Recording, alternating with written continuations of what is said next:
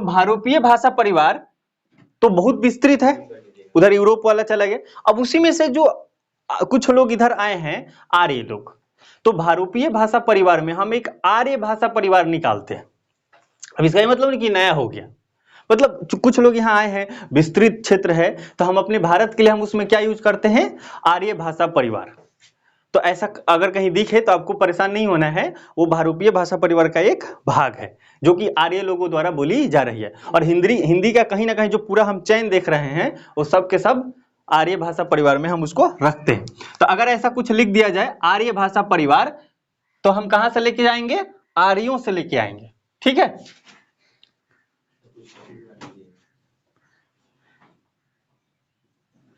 अब थोड़ा देखते हैं आर्य भाषा।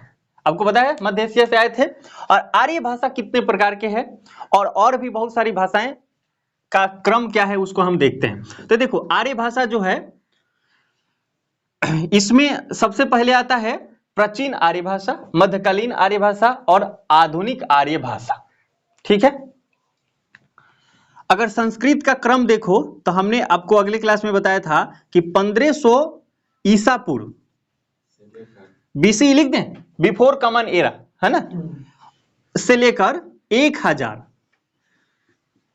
बीसीई, है ना, ईसा पूर्व इसको कहेंगे, या और इंग्लिश में पढ़ेंगे बिफोर कॉमन एरा। पहले लिखा जाता था बिफोर क्राइस्ट, पर ये धर्म प्रेरित ईसा मसीह से जन्म से लेकर देखा जाता था, तो इसलिए हम लोग अब इसको क्या लिखा जा रहा है वर्तमान समय में, बीसी, बिफोर कॉमन एरा। हालांकि पैटर्न तो अभी भी वही है, पर फिर भी पहले से थोड़ा सा अच्छा है। अगला ये, इसको हम कौन सा काल बोलते हैं, इसको बोलते हैं वैदिक संस्कृत। वैदिक संस्कृत, और इसको वैदिक संस्कृत क्यों बोलते हैं, इस समय वेद की रचना हुई थी। कुछ गलत हो गया क्या, वैदिक संस्कृत। अगले 1000 से हम आएंगे 500, तो कहां तक, 500 तक, 500 बीसीई, 500 ईसा पूर्व। तो यहाँ पे हम क्या देखेंगे, ये जो यहां से यहां तक जो काल होगा, ये वाला यहां से यहां तक, इस फेज को हम क्या बोलते हैं, लौकिक संस्कृत। लौकिक संस्कृत। अब थोड़ा ध्यान से सुनना, ऐसा नहीं होगा कि 1000 से तुरंत आगे बढ़े तो लौकिक संस्कृत शुरू। अब पहले लौकिक संस्कृत कोई जानते ही नहीं थे, संक्रमण काल यहां भी होगा, पर हम उतना नहीं जाते, माने हम ही नहीं जा रहे हैं, किताब में भी नहीं लिखा है, वो माना जाता है भाई इतना क्यों परेशान हो रहे, बस इसको एक फेज ले लो समझने के लिए कि हमारा इतिहास कहां से जुड़ा हुआ है, बस इतना ही। ठीक है, आगे हम लोग लेते हैं 500 से लेकर 1 ईस्वी तक लेते हैं, सी लिख देते हैं। यहां पे हम बोलते हैं पाली, क्या बोलते हैं, पाली भाषा। पाली भाषा अपना थोड़ा रूप चेंज कर लिया है ना। तो यहां के बाद, अच्छा इधर से रहेगा, चलो सॉरी, ये अमरपाली वाला है ना, समझ रहे हैं तुम। उसके बाद क्या है, 500 सीई, कॉमन एरा। तो यहाँ पे क्या मिलेगा आपको, इस फेज में हम, इस कालखंड में हमें क्या मिलता है, प्राकृत भाषा है। उसके बाद 500 से आगे हम बढ़ेंगे तो कहां तक जाएंगे, 1000 तक, सीई, है ना, ईस्वी इसको बोलेंगे। तो इस काल में हमको क्या दिखेगा, अपभ्रंश।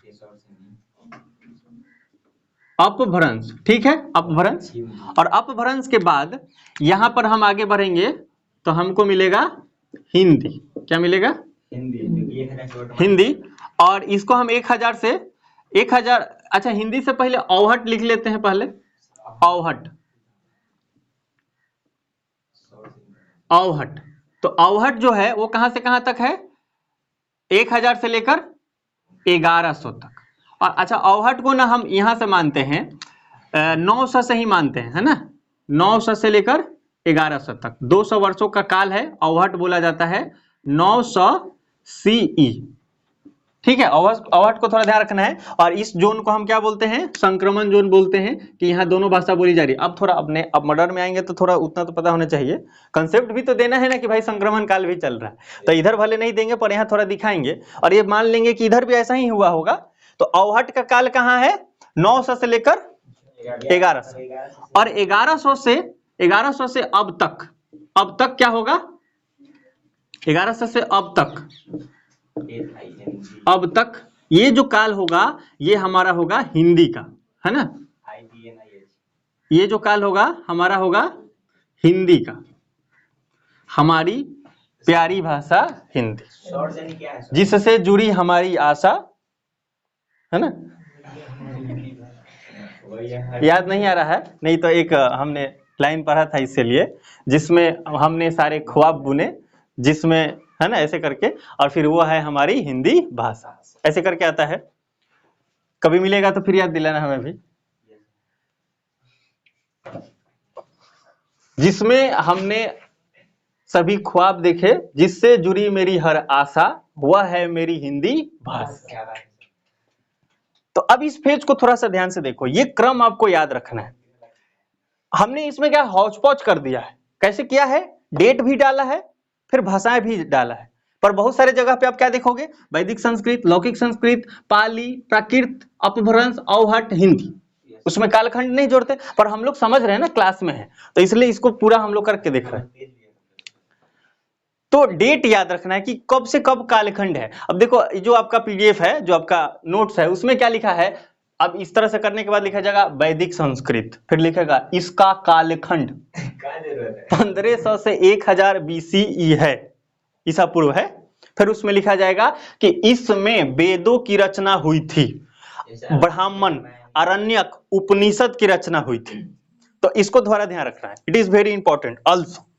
ये जो कालखंड आप देख रहे हो यहां पर, ये जो कालखंड देख रहे हो, इस समय हमें, अच्छा इसको वैदिक संस्कृत और एक भाषा मान रहे हैं, तो निश्चित है इसमें साहित्य की रचना हुई होगी। तो यहाँ क्या क्या हुआ था, तो वेद हम जानते हैं 4 प्रकार के वेद होते हैं, ऋग्वेद, यजुर्वेद, अथर्ववेद और सामवेद, चारों वेद यहाँ रचे गए हैं। ब्राह्मण,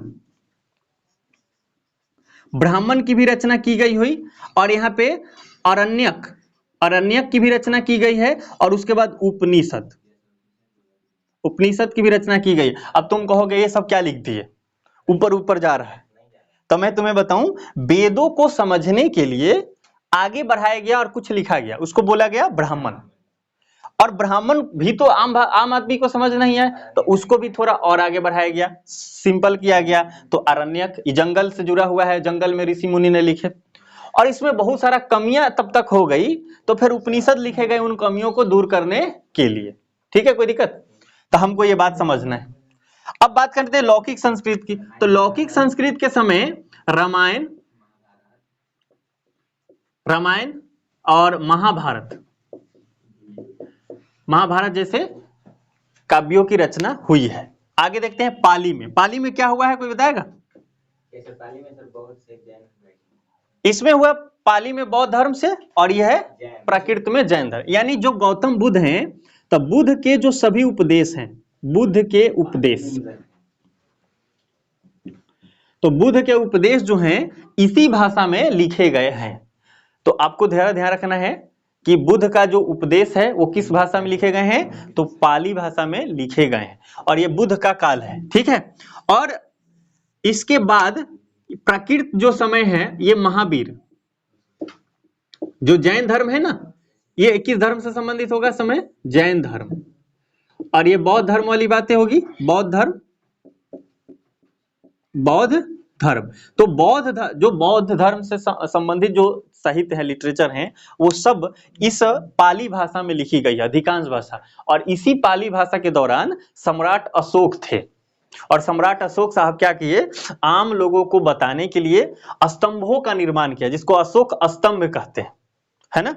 और अशोक स्तंभ उन्होंने पाली भाषा में बहुत सारी चीजें लिखवाई, और ये पाली भाषा आज के हिंदी भाषा से अलग है, हम लोग पढ़ नहीं पाएंगे, वो बहुत सारे जो आर्कियोलॉजिस्ट होते हैं वो लोग पढ़ते हैं उसको, है ना। अब पढ़ा जा चुका है पाली भाषा, इसमें कोई दिक्कत नहीं। हम वैदिक भाषा से यहाँ इधर से हम पढ़ पाए हैं, पूरा आर्यों की भाषा हम पढ़ रहे हैं, क्या नहीं पढ़ते हैं हम, वो नहीं पढ़ पाते हैं, सिंधु घाटी सभ्यता वाले।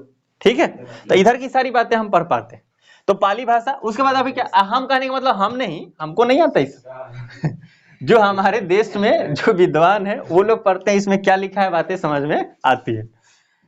प्राकृत भाषा में क्या लिखे गए हैं? जैन धर्म से संबंधित महावीर जो स्वामी हैं इनसे संबंधित जो भी चीजें हैं वो सब इसमें लिखी गई है और समझी जाती है। कोई दिक्कत? और अपभ्रंश, अपभ्रंश का मतलब होता है पतन या बिगड़ा हुआ रूप। इसके बाद आता है अवहट, और अवहट को थोड़ा सा ध्यान रखना। अच्छा देखो, इसमें हम रचनाएं क्यों नहीं बता रहे हैं, ये इतिहास में हम लोग लेंगे कि ऐतिहासिक घटनाएं हुई। जब वो पढ़ेंगे हिंदी भाषा का इतिहास, तब इसमें पूरा हम देखेंगे कौन क्या लिखा है, तो पूरा प्रॉपर देखेंगे। पर यहाँ हम लोग थोड़ा मोड़ा देखेंगे, है ना। लेकिन ये अभी खत्म हो गया, इससे ज्यादा अब इसमें है नहीं। अवहट को थोड़ा सा ध्यान रखना है। अवहट को हम बोलते हैं अपभ्रंश का अपभ्रंश, अपभ्रंश, अपभ्रंश का भी अपभ्रंश। मतलब ये तो बिगड़ा रूप था ही, ये उससे भी ज्यादा बिगड़ गया है ना। ये सुजीत है तो ये सूरज हो गया ना।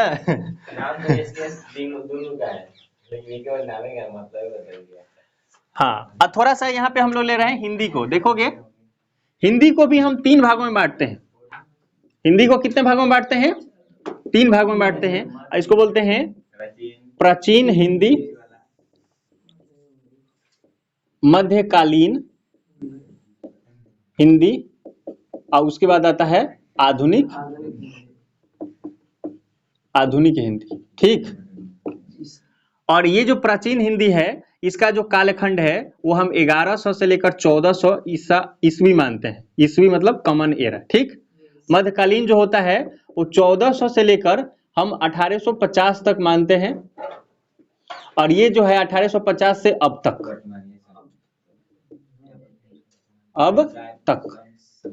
तो ये है आधुनिक। अब थोड़ा सा ध्यान रखना। अब तुम्हें लगता होगा कि ये डेट जो लिख रहे हैं बड़ा आसान है निकालना, पर ये बहुत मुश्किल काम है किसी चीज को डेट वाइज करना। पर ये थोड़ा आपको ध्यान रखना है, ज्यादा माना जाता है इसी को सही। उसमें तो सर 500 का औसत निकलता है, इसमें तो 400 का निकल रहा है। क्या है मतलब? जैसे उसमें से कोई चल रहा है तो सर 500 का गैप रह रहा है, इसमें 400 का गैप है। हाँ, तो देखो पहले की जो सभ्यताएं थी ना वो थोड़ा कम चलती थी। अभी देखो हमारे 10 साल में कितना विकास हो गया है, चीजें बदल रही है तेजी से। हो सकता है ये भी कारण है कि ना। बोलो, पहले के लोग कितना अच्छे होते थे, संस्कारी होते। तुम भी यही हो, तो देखो कितना हुआ है अब पता नहीं अगला कैसा होगा इसको कहो कि यार न मानोगे तो ना मानो, की करो ऐसा बात ही कहता है ना। सही बोल रहे हैं। चलो जोक सपाट, चलो ये याद हो गया तो याद नहीं करना, नोट कर लिए तो इसको नोट कर लो, एक बार नोट कर लो। तो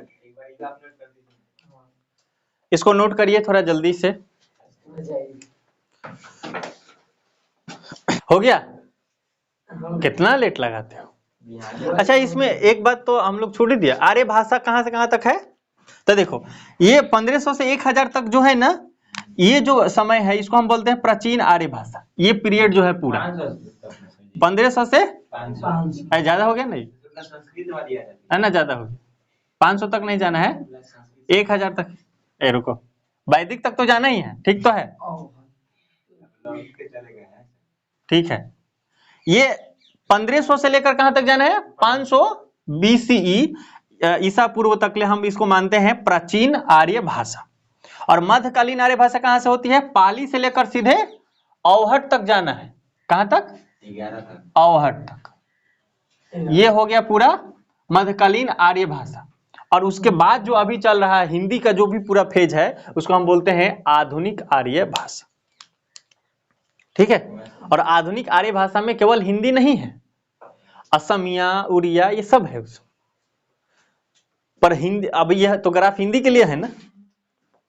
तो अगले दिन में हम लोग जानेंगे कि ये जो असमिया, बंगला, ये सब कहां से अलग हो गया है। तो आप देखेंगे कि अपभ्रंश से सब थोड़ा साइड हो गया है। ठीक है।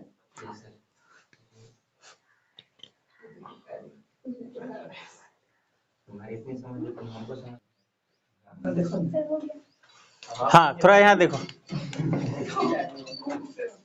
इसको देखोगे वैदिक संस्कृत में वेद, ब्राह्मण, अरण्यक, उपनिषद की रचना हुई है। लौकिक संस्कृत में रामायण, महाभारत की हुई है। अब ये कैसे हो रहा है, ये रूप कैसे बदल रहा होगा। तो देखो वैदिक संस्कृत जब चल रहा है, इसका व्याकरण है, जैसे व्याकरण किसी चीज का बन जाता है, मानक भाषा हो जाती है ना, तो जो आम आदमी होता है वो उसको पढ़ता नहीं, तो अब नहीं पढ़ता आम आदमी व्याकरण को, तो वो अलग बोलता है। तो धीरे धीरे रूप बदलते जाता है, कहीं दूसरे आदमी, कोई तीसरा आदमी मिला, एक नया बन गया, फिर नया बना, फिर कोई दूसरे आदमी से मिला, वो दूसरे समूह से, फिर ये नया बन गया। तो ये रूप हमेशा बदलते जाता है। ये कोई भाषा होती है, व्याकरण दिया जाता है ताकि अब बदले नहीं, एक रूपता के लिए व्याकरण दिया जाता है। लेकिन जैसे व्याकरण देते हैं तब तक पता चलता है जो आम आदमी है वो उस व्याकरण को जान ही नहीं रहा और फिर एक नया भाषा बन गई। समझ गए? अब फिर लौकिक संस्कृत जब चलने लगा, इसमें साहित्य वगैरह की रचना होने लगी, इसका व्याकरण के बारे में सोचेंगे, तब तक आम आदमी व्याकरण जान नहीं, तब पाली में बदल जाएगा। फिर पाली भाषा में अभी चल रहा है, अभी सारे साहित्य वगैरह लिखे जाएंगे, तब तक आम आदमी थोड़ी सब जान रहा है, पाली भाषा के पूरा उसको ज्ञान थोड़ी है, तो उसका रूप बदल जाएगा, फिर प्राकृत हो जाएगा, है ना, अपभ्रंश हो जाएगा, और फिर अवहट, अवहट से फिर हिंदी आ जाएगी। तो ध्यान से देखोगे यहाँ पर इसकी रचना हुई है, यहाँ पर ये पाली भाषा में गौतम बुद्ध के सभी उपदेश हैं अधिकांश, और ये प्राकृत में अगर देखा जाए तो महावीर स्वामी जो भी हैं जैन धर्म से संबंधित, इनका ये पूरा इस लिटरेचर इसी में लिखा गया है। अपभ्रंश वाले भी हैं, है ना, अवहट में भी आती है महादेवी वर्मा। तो इसको हम लोग देखेंगे कि अपभ्रंश के लेखक कौन है और क्या लिखा गया है, ये हम लोग अलग से देखेंगे क्योंकि ये ज्यादा है। फिर अवहट के लेखक और कौन है, इसको हम लोग थोड़ा जानेंगे, अच्छा से जानेंगे, इसमें कोई दिक्कत नहीं। और आपको पहले क्लास में बताया गया था, वो मैं फिर से दोहरा देता हूँ, प्राचीन हिंदी के लिए हिंदी में बताएगा ना अमीर खुसरो, याद है? तो अमीर खुसरो ने, अमीर खुसरो, तो अमीर खुसरो जो है वो पहली बार कविता लिखा था, किस चीज में? हिंदी भाषा में, कविता, पहली कविता। अमीर खुसरो ने पहला कविता लिखा था किस भाषा में? हिंदी भाषा में। तो इस बात को ध्यान रखना है। और कविता का नाम क्या था? मैंने आपके लिए नोट करके लाया है, देखिएगा, हालांकि ये किताब में भी दिया हुआ है और उसमें एक लाइन भी दिया गया है। अमीर खुसरो का जो कविता है, इसमें लिखा है पहेलियां मुकरियां, ऐसा नाम लिखा है। कविता का क्या नाम था? पहेलियां मुकरियां। तो इसको हम लोग थोड़ा नोट कर लेते हैं। ये जो कविता थी वो कविता थी पहेलियां, सहेलियां नहीं है, अच्छा, पहेलियां और मुकरियां। तो अमीर खुसरो ने पहली बार हिंदी में अगर कविता लिखा तो उसका नाम क्या था? पहेलियां मुकरियां। ये दिख रहा है आपको? है? पहेलियां मुकरियां, ऊपर लिख दें, ये पहेलियां मुकरियां, अच्छा ऊपर लिख देते हैं। पहली कविता हिंदी में पहेलियां मुकरियां किसके द्वारा लिखा गया था? अमीर खुसरो, अमीर खुसरो, अमीर खुसरो।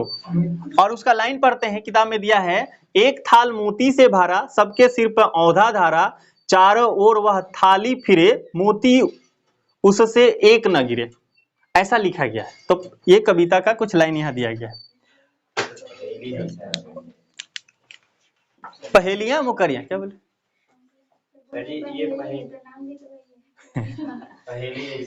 पहेलियां मुकरियां ये पहली बार लिखा गया था और अमीर खुसरो ने लिखा था, इतना याद रहेगा। अच्छा, ये कविता है। तो अगर लेते हैं कि हिंदी का प्रथम महाकाव्य, ये बहुत इंपॉर्टेंट क्वेश्चन है और आता है, बिहार पुलिस वाले ऐसे ही पूछते हैं, ऐसा क्वेश्चन पूछा जाता है। एक तो हमारा कजन ब्रदर है नितेश, वो क्या बोलता है, बिहार पुलिस को पढ़ के पास करना मुश्किल ही नहीं नामुमकिन है। उसको पूछो क्यों, तो बोलता है कि कुछ भी पूछता है है ना। तो कैसे क्वेश्चन उसमें अच्छा लेवल के क्वेश्चन पूछे जाते हैं। तो एक क्वेश्चन अगर आपसे पूछा जाए, हिंदी भाषा का प्रथम या प्रथम महाकाव्य कौन है? देखो, ये जो रामायण और महाभारत है ना, ये भी महाकाव्य है, एपिक बोलते हैं इसको। तो ये लौकिक संस्कृत के, पर हिंदी में प्रथम महाकाव्य कौन लिखा गया था? सूरज को पता होगा, इसको सब पता रहता है, बोल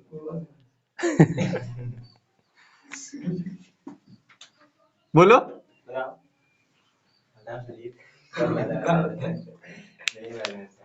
हिंट्स देते हैं, चंद्रबरदाई ने लिखा था पृथ्वीराज रासो। अब पूछेगा क्वेश्चन ऐसा ही कि पृथ्वीराज रासो किसने लिखा, तो आंसर आपको ध्यान रखना है कि किसने लिखा था? पृथ्वीराज रासो, पृथ्वीराज रासो किसने लिखा भाई? चंद्रबरदाई, चंद्रबरदाई। और ये कब लिखा गया था? तराइन के प्रथम युद्ध के आसपास, तराइन तराइन का प्रथम युद्ध कब हुआ था बताओ, तुम इतिहास पढ़ते हो ना। साइंस में जो किया था। तराइन का प्रथम युद्ध कब हुआ था? 1911।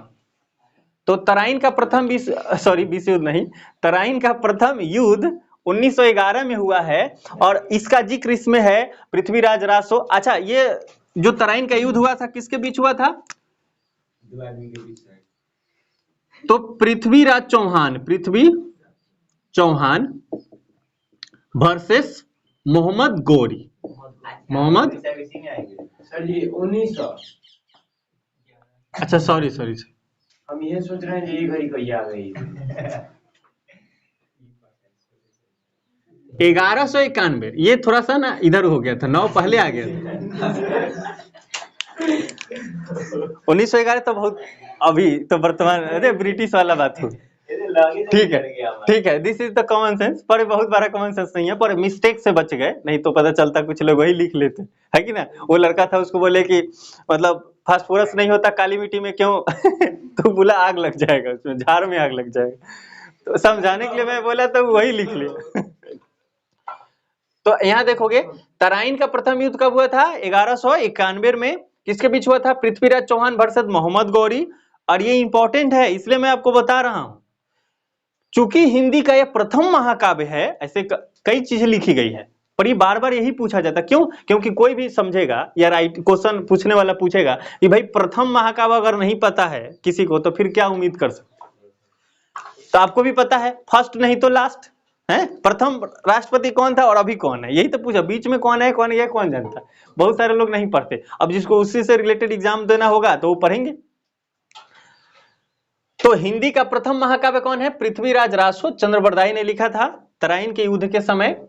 और आप 1191 देख रहे हैं, तो इससे आपको पता चल रहा होगा कि हिंदी का फेज आरंभ कहां से हुआ है। अच्छा देखो, अगर इस समय अच्छा अगर कुछ लिखा गया है तो इसका मतलब उससे थोड़ा पहले होगा, तब तो लिखा जाएगा ना।